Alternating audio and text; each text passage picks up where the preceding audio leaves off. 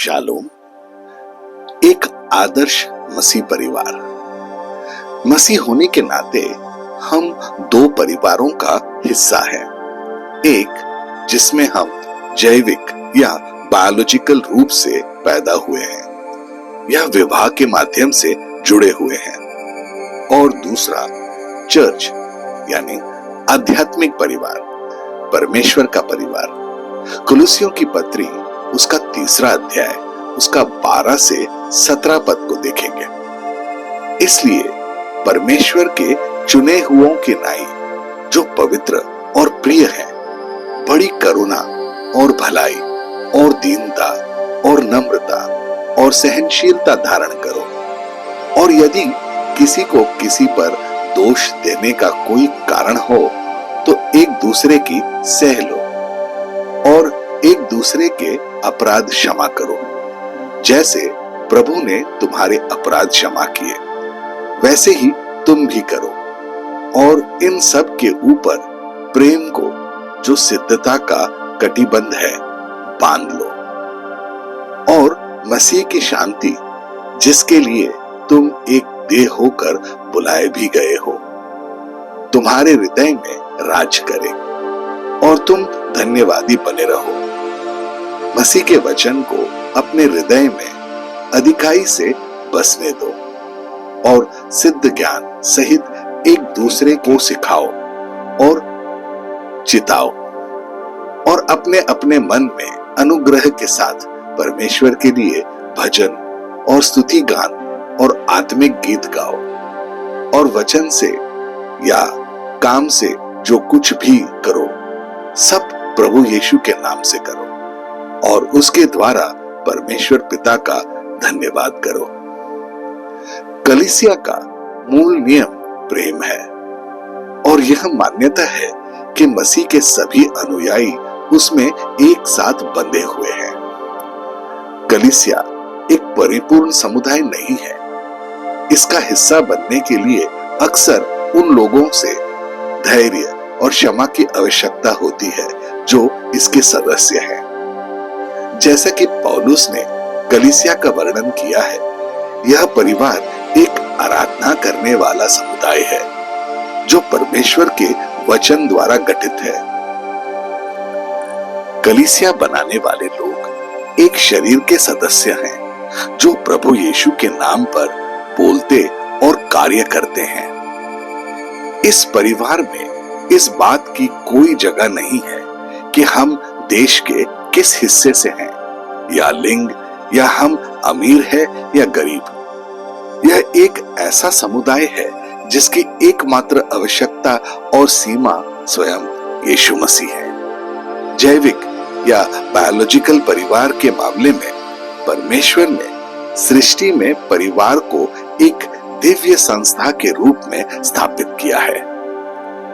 पौलुस ने जिस नए नियम के घराने का वर्णन किया उसके मूल में परिवार है। आज मसीह के अनुयायी पहले से कहीं ज्यादा एक पतित दुनिया में रहते हैं जिसे परमेश्वर ने आकार दिया है, लेकिन इसे पाप ने भी बदल दिया है। हम इसमें रहते हुए परमेश्वर के वचन के अनुसार जीने के लिए बाध्य हैं। मसीह का घर पृथ्वी पर परमेश्वर का दूतावास है, और परिवार का हर सदस्य एक राजदूत। इस दूतावास के दीवारों के भीतर परमेश्वर की भाषा बोली जाती है जो प्रेम की भाषा है। इस दूतावास के दीवारों के भीतर राज्य के नियमों का पालन किया जाता है जो परमेश्वर का वचन है।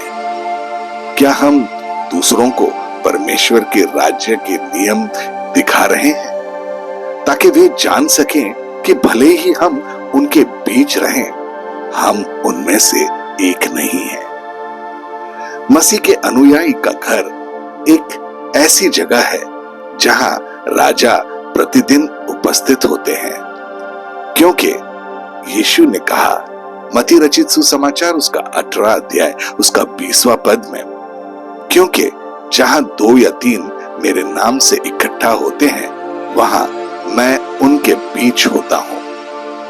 मसीह के अनुयायी का घर वह है जहां पत्नियां अपने पतियों के अधीन रहते हैं, क्योंकि प्रभु में यही उचित है, क्योंकि हम उनकी दुल्हन हैं और हम वफादार हैं। मसीह के अनुयायी का घर वह है जहां पति अपने पत्नियों से प्रेम करते हैं और उनके प्रति कटु नहीं होते, क्योंकि यीशु मसीह ने अपनी कलीसिया से प्रेम किया है और वो उसकी दुल्हन है।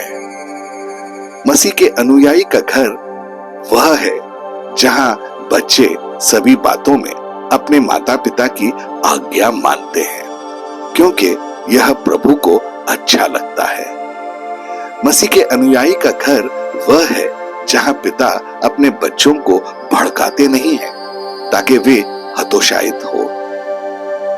मसीह के अनुयायी के घरों में नौकरों की भी अच्छी तरह से देखभाल की जाती है और वे सभी बातों में अपने स्वामियों के आज्ञा का पालन करते हैं, न कि दिखावे के लिए, मनुष्यों को प्रसन्न करने के लिए, बल्कि हृदय की सच्चाई से परमेश्वर का भय मानते हुए। मसीह के अनुयायी के घर में वे जो कुछ भी करते हैं उसे वे दिल से करते हैं, मानो वे प्रभु के लिए कर रहे हों, मनुष्यों के लिए नहीं। क्या हम मसीह के अनुयायी का आदर्श घर है? क्या हमारा घर परमेश्वर का दूतावास है? आओ हम प्रार्थना करें। प्रिय प्रभु यीशु, आप आज दुनिया की स्थिति जानते हैं। मसीह परिवार के मूल्यों को बनाए रखने के अधिक से अधिक कठिन होता जा रहा है। विवाह की संस्था पर ही हमला हो रहा है। आपने विवाह के संस्था की स्थापना की, जिसके द्वारा आपने परिवार को जन्म दिया। जब से पहला परिवार अस्तित्व में आया, तब से उनके बीच पाप था। आज भी प्रभु, हम में से किसी का भी परिवार परिपूर्ण नहीं है। आपने हमें रिश्तों का महत्व सिखाया। आपने हमें परिवार का महत्व सिखाया। जब आपने पिता से प्रार्थना की तो आपने हमें उदाहरण के रूप में नेतृत्व किया। आप आज्ञाकारिता में चले और आपने जो कुछ भी किया उसमें पिता की महिमा थी। जब पारिवारिक जीवन अस्त व्यस्त हो जाता है तो हम आपका सम्मान और महिमा कैसे करते हैं? जब यह कठिन होता है तो हम परिवार से कैसे प्यार करते हैं? हम इतने सारे अलग अलग विचारों के बीच सत्य की खोज कैसे करते हैं? हमारी सहायता करें कि हम आपके राज्य और आपकी धार्मिकता की खोज कर सकें, और ऐसा करते समय हम अपने समझ पर निर्भर ना हो। हमारी सहायता करें कि हम भी रिश्तों को महत्व दें, ताकि हम मसीह परिवार के लिए एक आदर्श बन सके। हमें कोमल, दया, दयालुता, नम्रता, सहनशीलता धारण करने में सहायता करें। हमें एक दूसरे को सहन करने और एक दूसरे को क्षमा करने में सहायता करें। यदि किसी को किसी के विरुद्ध कोई शिकायत हो तो हमारी सहायता करें, जिससे आपने हमें क्षमा किया वैसे ही हम भी क्षमा करें। इन सब बातों से बढ़कर हमारी सहायता करें कि हम प्रेम को धारण करें, जो सिद्धता का बंधन है, कि सब लोग हमें देखकर आपके नाम की महिमा करें, हमारी अगुवाई करें और हमारे जैविक और आध्यात्मिक परिवारों में पारिवारिक शांति के लिए हमारा मार्गदर्शन करें। यीशु, आपके मधुर और सुंदर नाम में हम ये प्रार्थना करते हैं। आमीन और आमीन। अपने दिन की शुरुआत प्रभु यीशु से करें। सब्सक्राइब कीजिए, नोटिफिकेशंस ऑन रखिए और ये दैनिक भक्ति आपको रोज मिलेगी। धन्यवाद।